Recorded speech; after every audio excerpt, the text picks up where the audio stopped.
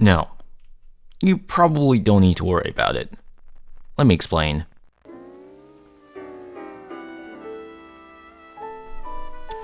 My name is Azuka.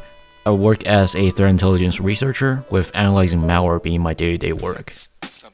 With that said, while I do have the relevant credential to analyzing malicious behaviors, I am by no means an expert in the opponent category. If you do find whatever I say to be questionable, please mention them in the comments below so I can address them or pin them for other viewers to see.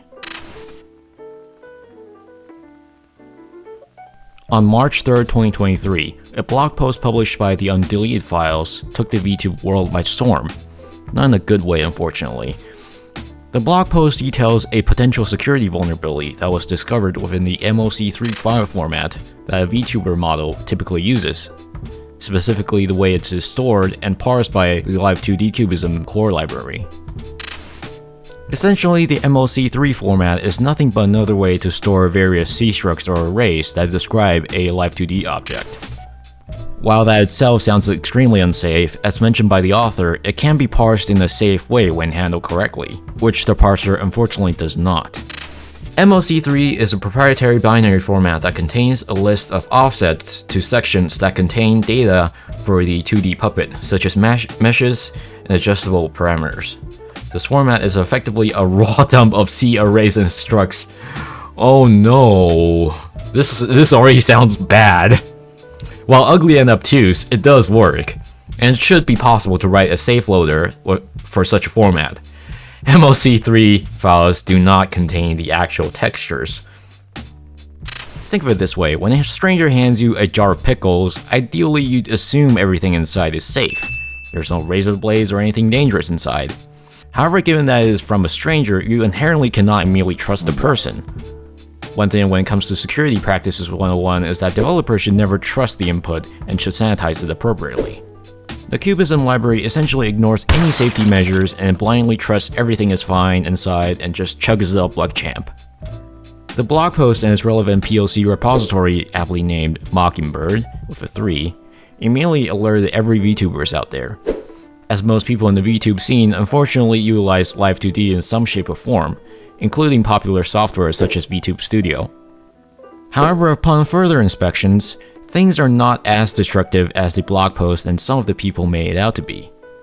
When I read the post, there were a few red flags that tipped me off. First of all, the blog post was not immediately clear as to what the potential impacts were.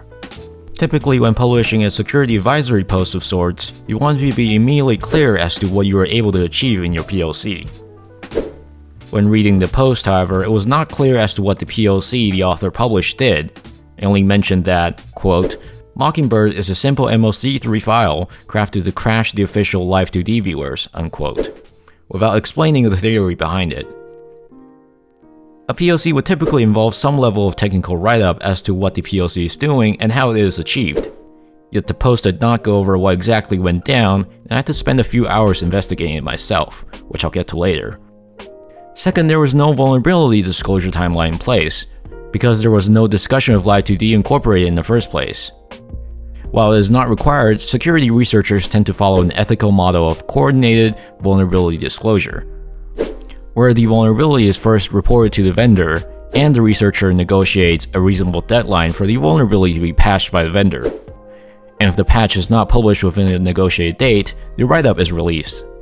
Releasing a potentially critical vulnerability, which thankfully it isn't, to the public without notifying the vendor ahead of time is extremely reckless and should be frowned upon.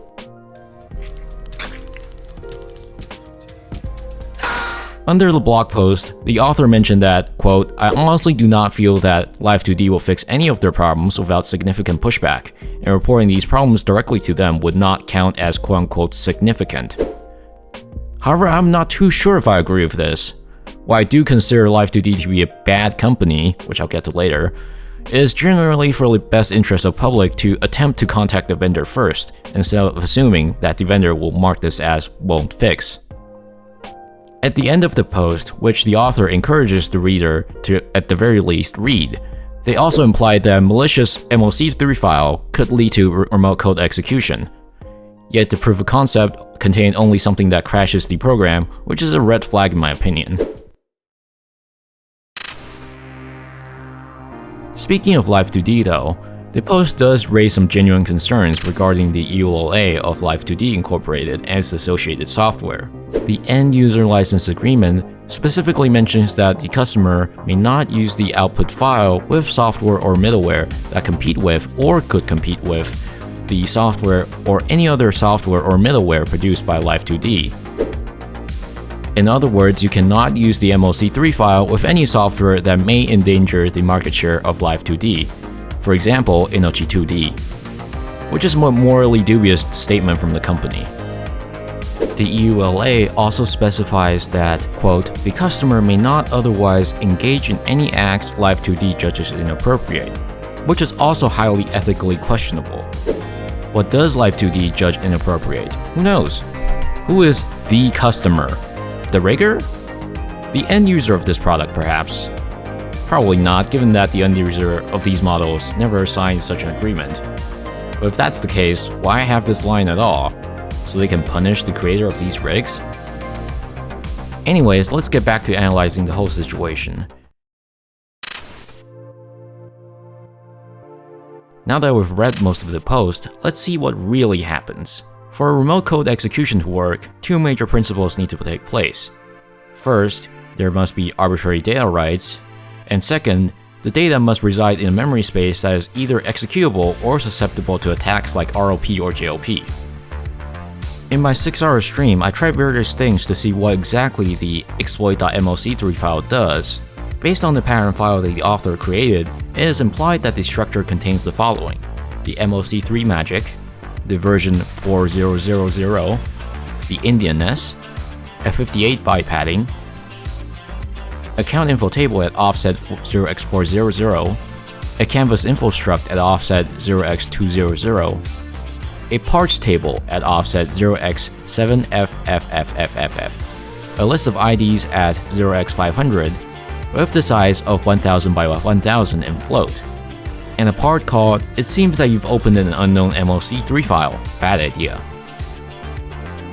When a host program, in this case the Java-based viewer called Live2D Cubism viewer, aka the official Live2D viewer, loads up a native C library called Live2D Cubism Core Gen I, and during the parsing process calls the instantiate moc export function.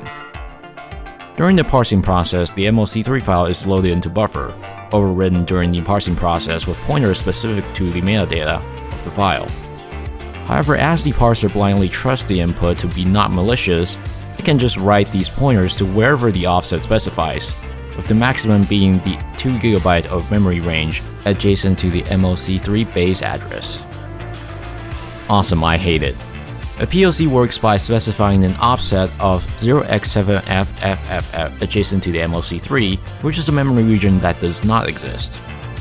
During the layer parsing process, the parser will attempt to read the memory region, and because the memory region doesn't exist, it crashes with an access violation. Now, can we spin this into a remote code execution scenario? Unfortunately, it does not seem like it. Let's take a look at the principles I mentioned earlier.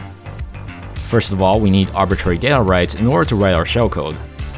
Unfortunately for us, the parser only writes pointers of the data to the specified offset, at least based on what I've tried thus far, so the whole code execution is honestly off the table.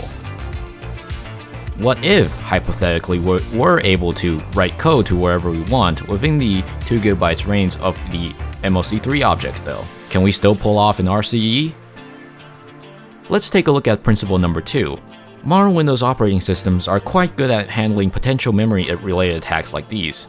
Data execution prevention, also known as DEP, is by default enabled, which means we cannot execute code on memory regions that do not have the execution permission. The memory region that the moc3 data resides in only has read-write permission, so we cannot execute code within this page. At this stage of parsing, there are 2 read-write executable memory regions around the object. However, these memory regions are never a fixed offset from the moc3 object. And since this is a Java-based application, I suspect these memory regions were created by the Java virtual machine. And since ASLR is enabled, it is not super easy for us to get a reliable address from the memory. Unfortunately, since we do not have arbitrary data rights, we also cannot control the return address, and neither are there potentially applicable return or jump instructions for us to exploit.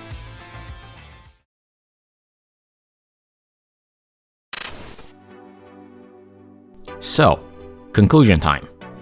Is it safe to open Live2D models from strangers or not? Kinda.